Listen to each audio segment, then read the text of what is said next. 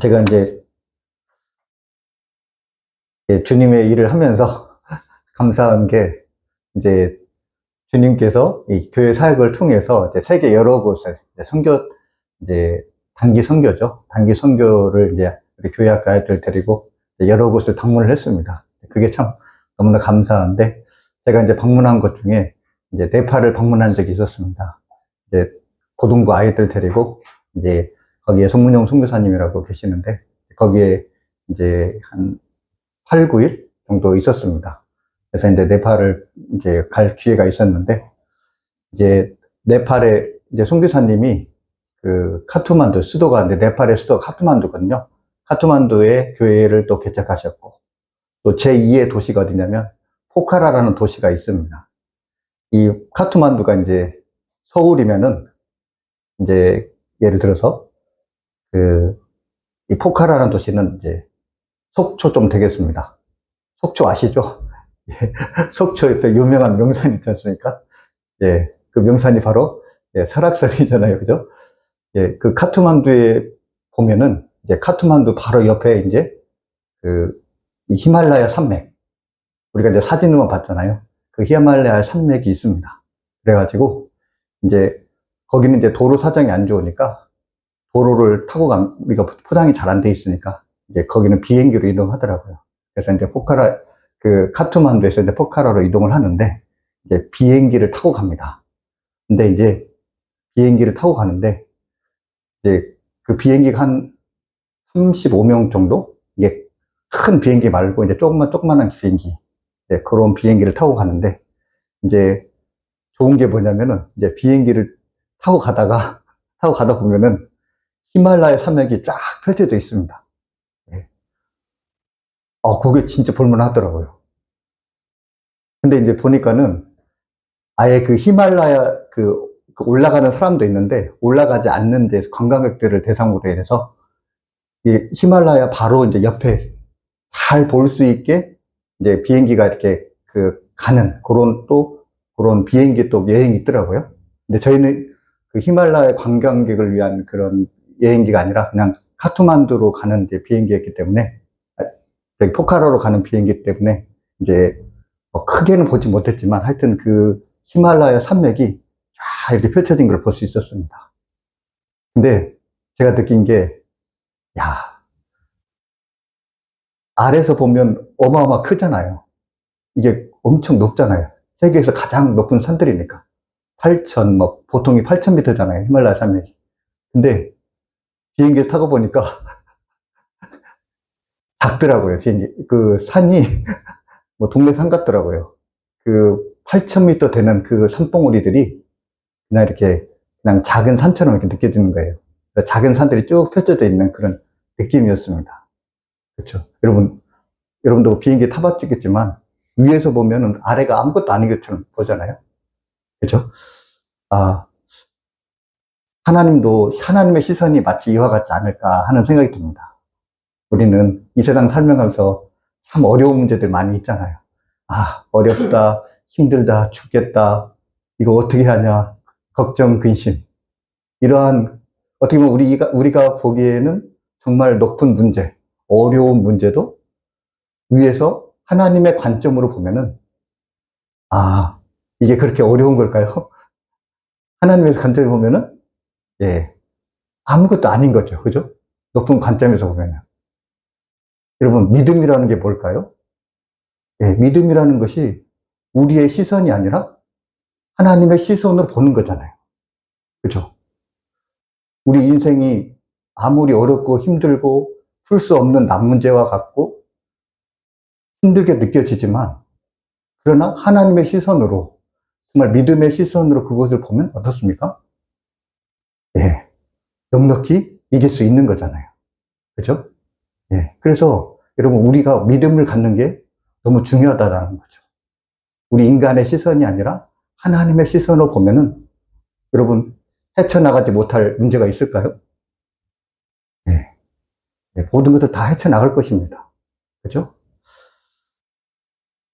지금으로부터 약간 20년 전에, 2005년 전에, 이 등산에 관한 이야기입니다. 2005년 1월에 산악인 박정현 씨와 후배 산악인인 최강식 씨, 이 두 사람이 이 히말라야 산맥 중에 이 히말라야 중에 촐라체라는 이 산이 있습니다. 이 촐라체라는 산을 두 사람이 올랐습니다. 해발 6,440m. 그러니까 에베레스트산이 이제 8,000m가 넘으니까 6,440m는 그렇게 높은 건 아니죠. 근데 이제 이 촐라체라는 이 산이 이 등산객들에게 유명한 게 뭐냐면 이 산이 굉장히 경사져 가지고 산은 높지 않은데 이 올라가기가 굉장히 어려운 그런 산으로 유명을 했습니다. 근데 이 박정현 씨와 이 최강식 씨 두 사람이 이제 이 촐라체 산에 등산을 했습니다.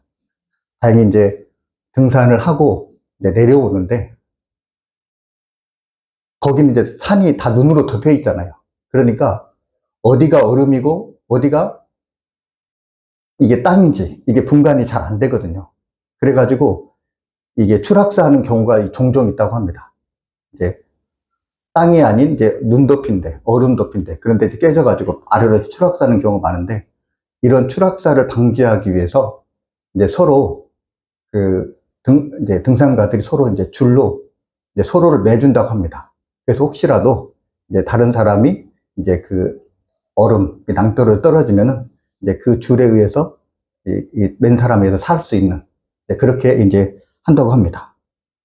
그래가지고 이제 이 박정현 씨가 이제 이 촐라체 산을 이제 등산하기 전에 프랑스에서 줄을 샀는데 이 줄이 기사를 읽어보니까 약 5mm 정도 됐다고 합니다.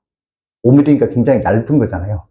프랑스에서 이 줄을 수입했는데 이 5mm라는 줄인데 이게 얇지만은 이게 약 1800km의 무게를 들 수 있다고 합니다. 그러니까 굉장히 튼튼한 거죠. 그죠?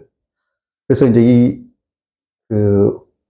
이제 두 사람이 이제 등산을 하고 이제 내려오는 길에 이제 줄을 서로 이제 맺고 가는데 뒤에 따라오던 이 최강식 씨가 그만 이 얼음이 깨지면서 낭떠러지로 추락을 했다고 합니다. 추락을 하면서 순간적으로 이제 앞에 있던 이 박정현 씨가 최강식 씨가 이 낭떠러지로 추락했다라는 것을 알면서 순간적으로 이제 엎드린 거죠. 그러면서 이제 자기가 있는 연장으로 이제 얼음을 찍어서 이제 최강식 씨가 이제 떨어지지 않게 이렇게 일단 붙들었습니다. 그러니까 이제 최강식 씨는 밑에 있고 낭떠러지에 있고 이제 자기는 좀 위에 있는 거죠. 그런데 이제 최강식 씨가 떨어지면서 두 다리가 이제 골절이 된 거예요. 두 다리가 부러진 거예요. 그리고 이 박정현 씨도 순간 이렇게 힘이 주어지면서 이 갈비뼈가 이제 금이 갔다고 합니다. 그러니까 어떻게 되는 거예요? 최강식 씨는 두 발이 끊어졌고 골절이 됐으니까 힘들고 지금 이 박정현 씨도 이게 갈비뼈가 골절이 돼가지고 지금 힘을 못 쓰는 상황이죠. 그러면서 이제 3시간이 지났습니다. 3시간 동안. 그러면서 이 밑에 있던 이 최강식 씨가 이 3시간 동안 힘을 써가지고 어떻게 힘을 써가지고 겨우 이제 올라오게 되었다고 합니다. 그런데 여러분 3시간 동안 이 박정현 씨 얼마나 여러 가지 생각을 했을 것 같습니까? 근데 이 박정현 씨가 자기는 줄을 끊고 싶었다고 합니다. 왜냐하면 최강식 씨가 못 올라오면 자기도 죽는 거잖아요. 그렇죠? 만약에 여러분이 그런 입장으로 한다면 나라도 둘이 못 살면 나라도 살고 싶은 그런 마음이 있지 않겠어요? 그래서 이 박정현 씨가 줄을 끊고 싶은 마음이 솔직히 있었다고 합니다. 그런데 자기가 줄을 끊으면 최강식 씨가 죽잖아요. 떨어져 죽는 건 너무 뻔하기 때문에 차마 줄을 끊지 못했다고 합니다. 그런데 정말 이 최강식 씨가 밑에 사투를 벌려가지고 겨우 이제 그 사람이 이제 올라오게 되었다고 합니다. 그러면서 이제 이 두 사람이 이제 5일에 걸쳐서 이제 산 아래로 내려와서 구출이 되었다고 합니다. 근데 이제 그 과정 가운데 너무 이제 이 몸에 힘들어서 이제 다리를 절단하고, 그죠? 공상에 걸렸었는데 발가락을 절단하고 손가락을 절단을 했다고 합니다. 여러분, 힘든 순간 가운데 두 사람을 이어준 것은 무엇입니까? 최강식 씨에게 줄은 무엇입니까? 예. 최강식 씨에게 줄은 생명줄이잖아요. 이것이 끊어지면 자기는 죽잖아요. 그죠? 여러분, 그 생명줄에 의지해서 지금 최강식 씨가 붙들렸고 결국 살 수가 있었다라는 것입니다. 우리에게도 또한 여러분 생명줄이 있습니다. 예. 주님과 우리 사이에 생명줄이 있다라는 거죠. 예. 여러분, 우리가 이것이 끊어지면 우리가 죽는 것입니다. 그죠? 근데 여러분, 우리가 이 생명줄을 든든히 붙잡아야 되잖아요. 근데 여러분, 우리가 이 생명줄을 붙들고 있으면 우리는 결국 살게 되는 거잖아요. 근데 가망이 없다, 희망이 없다, 하나님은 역사하지 않는다라고 생각하면서 만약에 이 주님이라는 이 생명줄을 놓게 되면 어떻게 됩니까? 죽을 수밖에 없다라는 것입니다. 여러분, 주님은 우리의 생명줄이 되십니다. 여러분, 그 5mm짜리가 1800kg의 이 무게를 지탱할 수 있다고 한다면 그 이 주님이라는 이 생명줄은 대체 얼마만큼의 그 무게를 지탱할 수 있겠습니까? 상상할 수 없겠죠. 그죠? 그래서 사도 바울이 로마서 8장 35절에 38절에 이렇게 말합니다. 누가 우리를 그리스도의 사랑에서 끊으리요. 환난이나 공고나 박해나 기근이나 적신이나 위험이나 칼이라. 기록된 바 우리가 종일 주를 위하여 죽임을 당하게 되며 도살당할 양같이 여김을 받았나이다 함과 같으니라. 그러나 이 모든 일에 우리를 사랑하신 이로 말미암아 우리가 넉넉히 이기느니라. 내가 확신하노니 사망이나 생명이나 천사들이나 권세자들이나 현재일이나 장래일이나 능력이나 높음이나 기쁨이나 다른 어떤 피조물이라도 우리를 우리 주 그리스도 예수 안에 있는 하나님의 사랑에서 끊을 수 없으리라. 여러분, 하나님의 사랑에서 끊을 수 없으리라. 여러분, 또 뭐라고 합니까? 예, 우리가 넉넉히 이기느니라. 그렇죠? 우리가 주님의 그 사랑에 이 생명줄을 붙들고 있으면 우리가 넉넉히 이길 수 있습니다. 예. 오늘 18장에 보면 단 지파와 한 레위인 청년에 대해서 나옵니다. 그러니까 지난 17장에서도 이 레위인 청년에 대해서 이야기를 했습니다. 미가와 그 신상을 섬기게 된 배경에 대해서 이야기를 했습니다. 그렇죠? 근데 여러분, 단 지파와 레위인 청년, 그들에게 공통점이 있습니다. 그들은 자기가 옳은 대로, 자기가 좋은 대로 행했다라는 거죠. 자기 소견에 옳은 대로 행하는 그들의 공통점이 있었습니다. 그리고 그들은 하나님을 어기고 하나님에 벗어나서 자기의 소견대로 행한 사람들입니다. 이스라엘 백성들이 이제 광야를 거쳐 여호수아와 함께 가나안 땅에 입성하게 됩니다. 그리고 하나님께서는 이 이스라엘 백성들에게 12지파에게 거주할 땅을 주십니다. 땅을 분배받죠. 그리고 이스라엘 백성들은 이 거주받은 자기에게 분배받은 땅에 가서 그곳에 있는 가나안 사람들을 싸워서 그들을 몰아냈습니다. 그리고 그들을 진멸시켰죠. 그리고 그 땅을 차지했습니다. 근데 여러분, 그들이 땅을 차지한다는 게 무엇입니까? 그냥 단순히 거주 공간을 차지한다. 그것을 떠나서 그것에 거주함으로 인해서 제사장으로서의 사명을 감당하는 거죠. 그죠? 거기에 있음으로써 하나님의 그 나라를 이룸으로써 그 하나님의 이름이 온 열방에 전파되는 제사장으로서의 사명을 감당하는 것이 그들의 이 존재 이유였습니다. 근데 여러분, 그들이 이제 이스라엘 백성들이 가나안 땅에 들어가면서 이제 가나안 족속과 싸움을 하게 됩니다. 근데 여러분, 누가 이깁니까? 누가 이기죠? 네, 이스라엘 백성들이 이기죠. 여러분, 이스라엘 백성들이 싸움을 잘해서, 무기가 좋아서, 전술적인 이해도가 뛰어나서, 그래서 그 사람들이 이긴 게 아닙니다. 이스라엘 백성들이 가나안 백성들을 이길 수 있었던 그 이유는 무엇입니까? 네, 그들이 약속을 믿고, 땅을 주시겠다는 약속을 믿고 그 약속에 힘입어 믿음 가운데 나아갔을 때 그들이 승리할 수 있었다라는 것입니다. 그죠? 바로 믿음이 그들이 승리할 수 있는 이유였습니다. 단 지파도 가나안 땅 남동쪽에 자리를 잡았습니다. 그러니까 남쪽, 동쪽. 그러니까 지금 한참 이슈가 되는 이, 이 서한 지구, 그다음에 저쪽. 그러니까 하여튼 이 남쪽에 우리나라로 치면 한 전라도 쪽, 그죠? 그런 쪽에 이제 위치를 받았는데, 근데 여러분 이스라엘 12지파가 그 싸움에서 승리를 했는데 단 지파는 유일하게 땅을 차지하지 못했습니다. 가나안 족속을 몰아내지 못했습니다. 그래서 사사기 1장 34절에 이렇게 말합니다. 아모리 족속이 단 자손을 산지로 몰아넣고 골짜기에 내려오기를 용납하지 아니하였으며 라고 이렇게 말씀하고 있습니다. 그러니까 이제 이스라엘의 지파들이 이제 가나안 족속 싸워서 다른 지파들이 이겼는데 이 단지파는 승리하지 못했습니다. 그래서 오히려 이 아모리 족속에 쫓기는 그런 신세가 되었습니다. 그리고 또 이 단지파를 위협하는 게 있었습니다. 그것이 바로 블레셋 족속이었습니다. 여러분, 삼손이 무슨 지파죠? 삼손이 무슨 지파입니까? 네, 단 지파잖아요. 그죠? 근데 삼손의 활동 무대가 블레셋이었잖아요. 그죠? 그만큼 이 블레셋과 이 단지파가 가까운 거리에 있었습니다. 그렇기 때문에 지금 단지파는 어떻습니까? 네, 아모리 족속의 그 공격과 단지파의 공격, 이것으로부터 이 단지파가 굉장히 힘든 상황이었다라는 것입니다.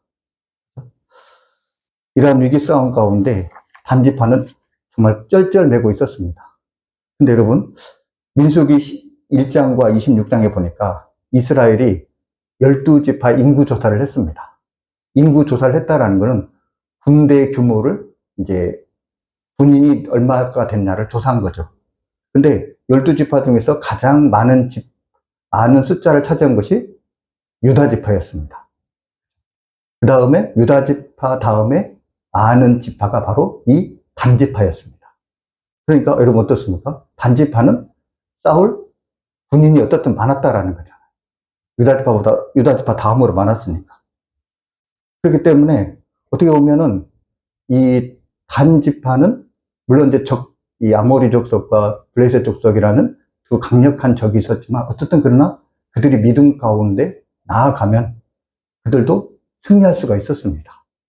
그런데 그들은 승리를 하지 못했다라는 것입니다.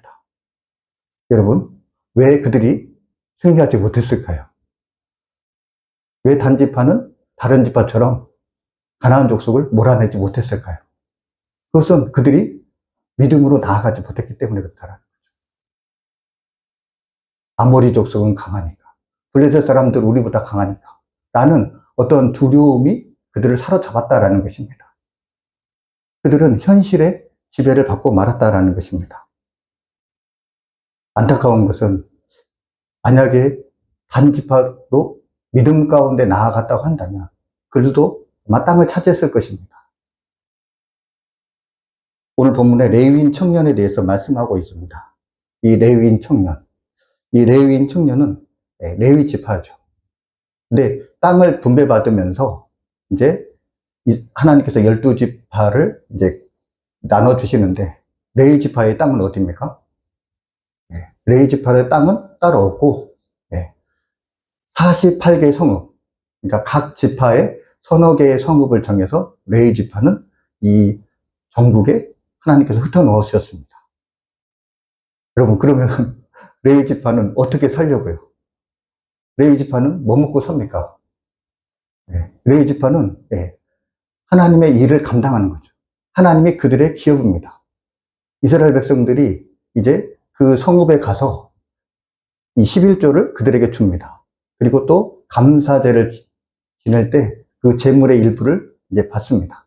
그래서 이제 레위인들은 이제 그 하나님의 일을 함으로 인해서 그 제사 지내는 일을 도움으로 인해서 그걸로 얻어지는 그 수입으로 살 수 있었다라는 것입니다. 근데 여러분, 이제 사사기에 접어들면서 이제 이스라엘 백성들이 이제 점점 하나님에 대해 신앙이 옅어지게 됩니다. 그죠? 그러면서 그들이 이제 하나님을 섬기기보다 이제 우상을 섬기게 됩니다. 그러면서 레위인의 삶은 어떻습니까? 네. 갈수록 이제 힘들어지는 거죠. 똑같은 거지 않습니까? 우리 교인 수가 줄어들면 목회자의 삶이 힘든 거죠. 똑같은 상황이죠. 그렇기 때문에 지금 사사기 동안에는 지금 이제 계속해서 이제 어떤 이 신앙이 그들이 이제 흔들림으로 해서 레위인의 삶이 이제 이제 힘들어지기 시작하면서 이 레위인들도 각자 도생, 이제 살 길을 찾아 떠나는 거죠. 그 중에 한 명이 바로 레위인 청년이라고 할 수가 있습니다. 그 사람들도 그 레위인 청년도 아마 처음에는 레위인 거주지에 살았을 것입니다. 그러나 이 사람도 이제 먹고 살기 힘드니까 이제 자기가 살 수 있는 그 길을 찾아서 떠난 것입니다. 그렇죠? 그러면서 이제 단 지파를 이제 만나게 된다라는 것입니다. 오늘 단 지파와 이 레위인 청년, 그들의 공통점이 무엇입니까? 하나님께서 주신 그 지역을 벗어나서 이제 그들도 이동을 하게 되는 거죠.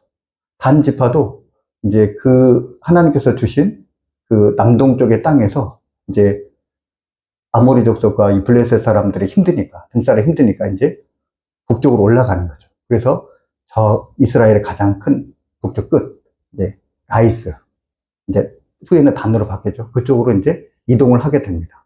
그리고 레위인 청년도 이제 자기가 살고 싶은 것을 살 길을 찾아서 이제 에브라임 산지에 이제 찾아온 거죠. 이처럼 그들이 자신에게 그 주어진 사명을 버리고, 어떻게 보면 삶이 힘들다는 이유로, 자기가 살 길을 마련한다는 이유로 자신의 사명지를 버리고 이제 도망가게 되었다라는 것입니다. 살 길을 찾은 거죠. 그래서 그들은 사명보다는 생존이라는 것에 더 무게를 두게 되었다라는 것입니다. 근데 여러분, 말씀을 묵상하면서 여러분, 생존의 문제가 참 어렵죠. 그렇죠? 먹고 사는 문제가 넉넉하지 않습니다. 그렇죠? 레위인 청년도 먹고 살고 당연히 뭐 거기에 살고 싶겠죠. 근데 먹고 사는 문제 때문에 힘들었을 것입니다. 그리고 단 지파도 이 자신이 하나님께서 주신 그곳에 살기가 좀 어려웠을 것입니다. 그런데 만약에 그럼에도 불구하고 생존이 아니라 사명을 위해서 그 주님을 그들이 붙들었다고 한다면 주님께서 그곳에서 사명을 감당하면서 살 수 있는 길을 열어주시지 않았을까요? 네. 그들이 정말 끝까지 주님을 붙들었다고 한다면, 왜냐하면 그것이 그들의 생명줄이니까. 그런데 아쉽게도 그들은 현실을 바라봤다라는 거죠. 하나님을 포기해버리고 말았다라는 것입니다. 하나님을 붙들지 못했다라는 거죠. 그것이 이들에게 있어서 너무나 안타까운 모습이라 할 수가 있습니다. 복음 하나면 충분하다라는 신념으로 이 여러 그 집회에서 말씀을 전하신 김용희 선교사님이 있습니다. 여러분 한번 이름 들어보셨을 것입니다. 유명하신 분이죠. 이 김용희 선교사님, 막 그 집회마다 좀 스타 강사로서 아주 은혜의 말씀을 전해 주십니다. 근데 이 김용희 선교사님이 한 번은 이제 선교사님들 모임에 말씀을 전할 수 있는 기회가 있었습니다. 그래서 선교사님이 이제 말씀을 전하려고 이제 가셨는데, 이제 선교사님들끼리 모여서 이제 이야기를 하더래요. 그래서 이제 이야기를 이제 우연찮게 듣게 되었습니다. 근데 어떤 선교사님이 이렇게 이야기를 하시는 거예요. 이제는 너무 지쳤어. 이렇게 이야기를 하시는 겁니다. 그랬더니 옆에 있는 선교사님이 이렇게 이야기 하시더래요. 나는 더 이상 하나님의 사랑이 느껴지지 않아요. 이렇게 이야기를 했다고 합니다. 그랬더니 또 다른 선교사님이 이렇게 이야기를 했다는 것입니다. 이제는 은혜 받는 것도 무서워요. 이렇게 이야기를 했다는 것입니다. 여러분, 선교사로 나갈 정도 되면은 굉장히 결단과 각오가 있었겠죠. 근데 여러분, 이 선교지라는 현장이 얼마나 힘들고 얼마나 감당하기 어려운 곳입니까? 그곳에서 선교 사역을 감당하다 보니까 이 선교사님들이 너무 지친 거예요. 그래서 이제 너무 지쳤다. 더 이상 하나님의 사랑이 느껴지지 않는다. 이제 은혜 받는 것도 무섭다. 그렇게 말할 정도로 참 이 현실 앞에 이 선교사님들이 힘들어하는 겁니다. 이 이야기를 김용기 선교사님 들으면서 참 걱정이 되더래요. 걱정이 되고, 한편으로는 이 선교사님들에게 어떻게 말씀을 전할까 참 고민이 되면서 밤새 기도를 했다고 합니다. 그러면서 기도하면서 드는 생각이 이런 생각이 들었다고 합니다. 어느 편이 문제일까? 하나님이 문제일까? 우리 사람이 문제인 걸까? 그런 생각이 들면서 하나님이 문제일 건 없고 우리가 문제이지 않는가? 그런 생각이 들었다고 합니다. 그러면서 하나님의 사랑은 변함이 없다라는 거죠. 근데 변함이 없지만 그것을 받아들이는 우리에게 문제가 있다라는 것입니다. 네.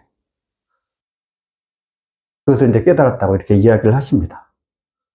여러분, 만약에 주님께서 저와 여러분에게 만약에 이렇게 얘기를 했다고 합시다. 내가 너를 변화시키려고 무지 애를 썼다. 그런데 이제 나는 지쳤다. 너를 사랑하려고 많이 노력했지만 이젠 아무것도 느껴지지 않는구나. 이제 너를 보면 무섭다. 이렇게 주님께서 우리를 보고 이렇게 말씀하신다고 한다면 여러분, 우리는 어떨까요? 주님도 그렇게 말씀하지 않을까요? 우리 사람들도 하나님의 사랑이 느껴지지 않는다. 이제 은혜 받는 것도 무섭다. 이렇게 얘기하는데, 만약에 하나님께서 내가 너를 그렇게 변화시키려 했었고 내가 너를 그렇게 사랑하려고 했었는데 나도 이제 지쳤다. 나도 이제 네가 무섭다. 하나님께서 만약에 우리에게 이렇게 이야기를 하신다고 한다면 여러분, 진짜 무섭겠죠, 그죠? 근데 여러분, 하나님께서 그렇게 이야기하실까요? 네, 그렇게 하나님께서 이야기하시지 않죠. 그러면 여러분, 십자가의 복음은 거짓말일 것입니다. 그렇죠? 십자가의 사랑은 여러분, 변함이 없는 것입니다. 우리의 상태가 아무리 어떤다 할지라도 하나님께서는 변함없이 우리를 사랑하시는 것입니다. 여러분, 그것이 우리의 약속이다라는 거죠. 우리가 어떤 형편에 있든지 간에 주님은 우리를 놓지 않는다라는 것입니다. 근데 문제는 무엇입니까? 주님은 우리를 놓지 않으시지만 우리는 주님을 놓는 어리석은 일을 범하고 말았다라는 거죠. 단지파, 레이 청년 어떻습니까? 현실이 어렵다는 이유로, 현실이 답답하다는 이유로 하나님을 떠나고 말았습니다. 만약에 그들이 주님을 붙들었다고 한다면 하나님께서 그들에게 살 길을 열어주셨을 것입니다. 여러분, 우리가 삶 가운데 참으로 또 어려울 때가 있습니다. 감당하기 어려운 것들이 있습니다. 그러나 여러분, 변함없이 주님은 우리를 사랑하시고 변함없이 우리를 사랑하시는 그 주님을 우리가 붙들고 있으면 우리에게 살 길이 열린다라는 것입니다. 저와 여러분, 우리를 사랑하시는 주님을 늘 붙드시는 저와 여러분이 되셨으면 좋겠습니다. 아멘. 그리하여 정말 주님 안에서 정말 생명의 길을 살아가는 저와 여러분이 되시길 주님의 이름으로 축복합니다. 아멘. 기도하겠습니다. 주님, 세상 가운데 살면서 때로 우리에게 감당하기 어려운 일들이 있습니다. 주님, 우리가 환경을 바라보지 않게 하시고 주님을 바라볼 수 있게 하옵소서. 우리를 향한 주님의 사랑은 변함이 없습니다. 우리에게 생명줄 되신 그 주님의 사랑을 붙잡을 수 있게 하여 주옵소서. 그리하여 주님의 사랑에 이끌려 어려움들을 넉넉히 헤쳐나갈 수 있도록 인도하여 주옵소서. 이 모든 말씀 예수님의 이름으로 감사하며 기도하옵나이다. 아멘.